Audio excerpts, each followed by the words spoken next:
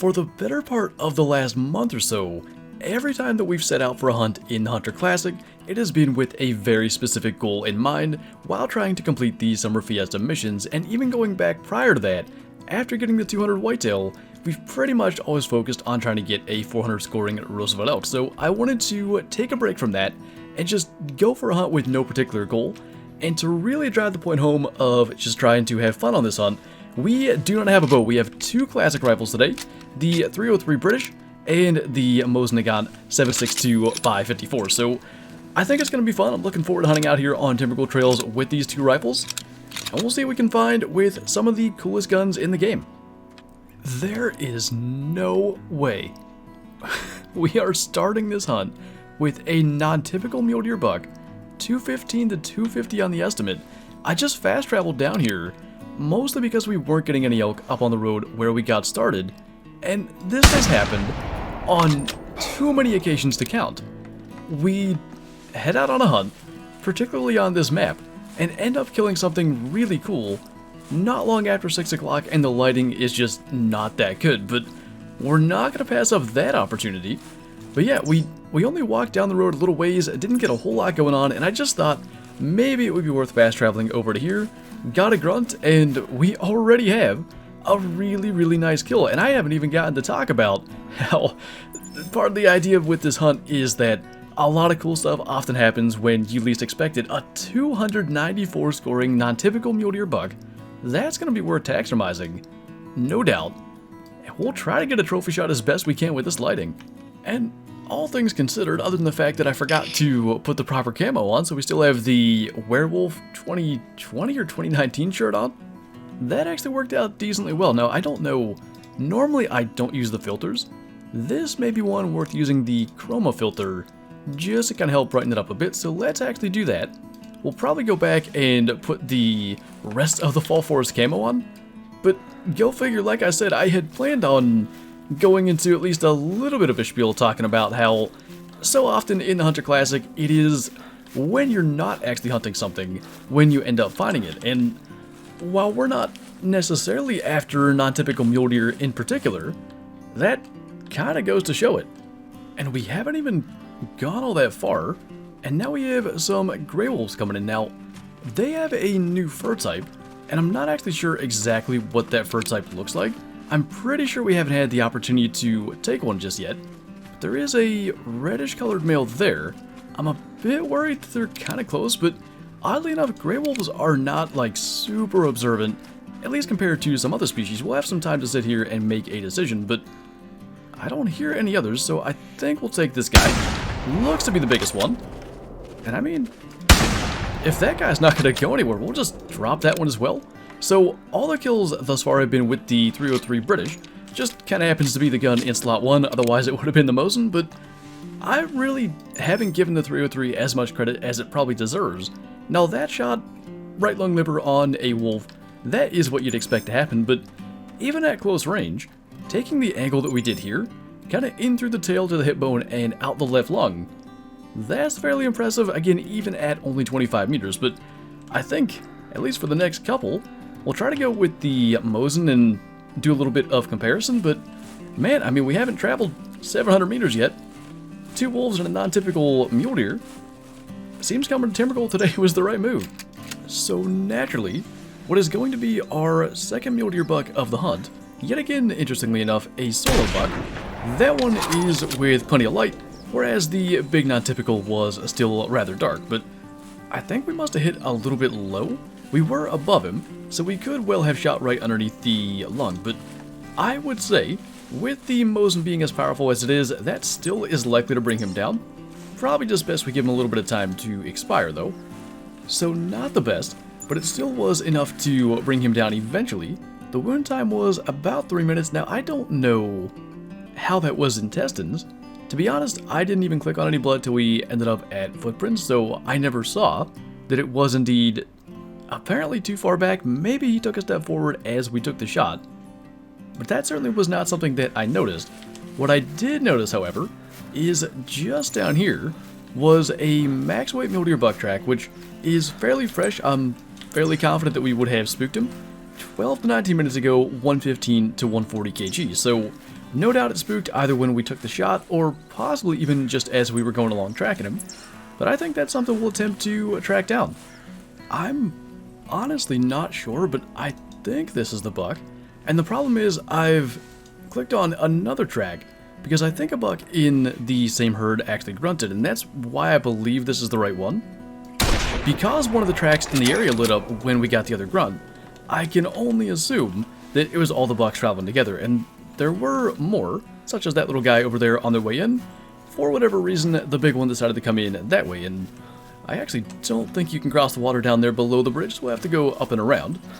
And I would say that is indeed the same deer. We have the 3 dots lit up on the trail, so one that we've picked up 3 tracks from at least actually shot him a little too high, spine 1. I'm really not sure that the first shot was too low still, although low shots sometimes do end up being into the intestines. I'm not 100% sure if that's what happened or what, but interestingly enough, with the Mosin, and I really don't think it has anything to do with the gun, I think it's just where we're aiming, we've not been nearly as precise as we have been with the 303, but I think maybe one more Mosin killer just to kind of even us out, 3 with each gun, and then we'll try to at least kind of swap back and forth for the rest of the hunt. I think, to be honest, if we were not trying to kind of just balance out our kills at the moment, I probably would just go ahead and pass up this mule deer. He's not very big, and obviously we have a pretty solid typical and a really big non-typical already in this hunt, but just for the sake of getting back to an even balance between the 303 British and the Mosin, might as well drop him, and actually drop him this time as opposed to the last 2 shots that required a little bit of either luck or tracking. This one was a heart shot as expected. Certainly helps only being 34 meters away, but one thing that has been probably unexpected is that just over the 1 hour mark, we still have not encountered an elk, and I don't think we've had any sign of an elk, no calls, tracks, or anything. So we're going to keep on scooting up the river north here, and surely we'll run into one sooner rather than later. Finally, we get to see a Rocky Mountain elk today, and it's not a particularly big one, 210 to 305, although they certainly do get a lot smaller. And in an odd twist, we're going to be firing the 303 for the first time in over an hour, despite the fact that we shot the same number of animals with both guns and are only an hour and 20 minutes into this hunt. So this is more so what you'd expect shooting a large animal with the 303. I actually think that's going to be a single lung shot, and he is going down maybe 60 meters away, something like that. So it was maybe 70 meters that he ran in total. And if we can take a look at the blood, it was indeed a lung shot. That is partially the reason I wanted to bring the classic rifles out here today, because I always find it cool. I guess because it's a little bit more realistic seeing an animal run off from a lung shot than always insta-dropping. And the classic rifles just are really, really nice. The models, the animations, the reload animations in particular, it's just cool to see them work and get to use them in this game. But I do like the single lung running away even from 15 meters. 281 on that guy. And hopefully we can continue with at least a couple more elk before we wrap up. And I'm even considering, if we have time and if we can get lucky with maybe 2 more bull elk, maybe we'll jump up into the mountains and see if we can get a bighorn. Well, I would say kind of moving backwards in terms of the score at least here. 185 to 280 for that guy. And I'm curious to see if the Mosin gets us the same result. Now, if the shot placement is different and we end up with double lung, that would be one thing. And honestly, I think we shot high again and maybe ended up catching the spine. We'll have to go and see. It could be that we just ended up double lung up high where the lungs are a little closer together, but that's kind of been the opposite of everything we've seen so far today. The blood itself looks like body blood actually, so it may have been just straight into the spine. And in fact it was. We ended up doing the exact same thing, which, I mean, no complaints. Not having to trackable elk is always nice, but as I mentioned, a little bit of the purpose here was to get to see those fleeting animations and get to track down the elk a little bit. But I guess for whatever reason, the shot placement has been different. Now I do think the scopes are different.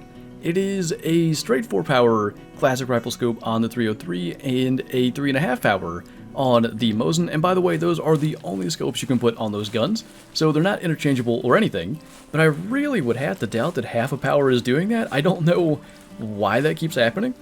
I don't know if maybe that is the new fur type for wolves, actually. Like, it doesn't look like the old, kind of darker fur type. There are some elk coming in. I'm pretty sure I got to see the bull and it's not all that big. So I think we're going to go for the wolf just to try to see it up close.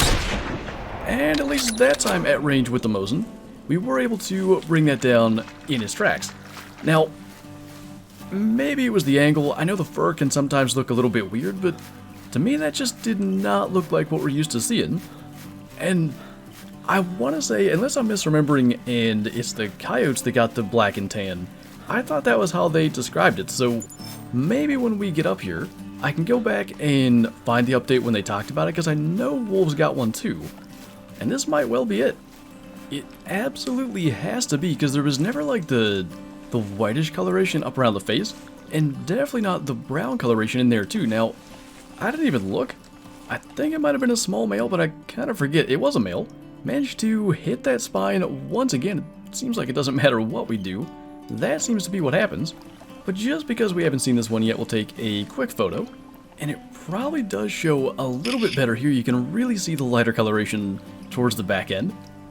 But that was actually pretty cool. That was not something I expected to happen. I did consider the possibility of running into a really high-scoring wolf. I'd like to actually do a skull mount in our trophy lodge eventually for them, because we moved our main trophies lodge to a rustic lodge. All 4 bear species are mounted in there, and at the moment we have what is actually our personal best brown bear skull. I'd like to maybe add a wolf skull rather than the duck that we have mounted at the moment. And that could still happen, but I kind of think we are going to head north soon. Well, that is not a bighorn, but it could be pretty interesting to try to take a puma long range with the 303 British, so I do want to check. It looks to be a female. The males have much wider skulls, and you can normally identify that pretty much straight away. I'm not sure if I like or dislike the fact that it's kind of facing us now. I feel like it almost adds a little bit of extra surface area to add to shoot at, but I mean, I don't know what kind of pirouette thing it just did when we took that shot, but I think we hit it. We definitely did, although it was a body shot.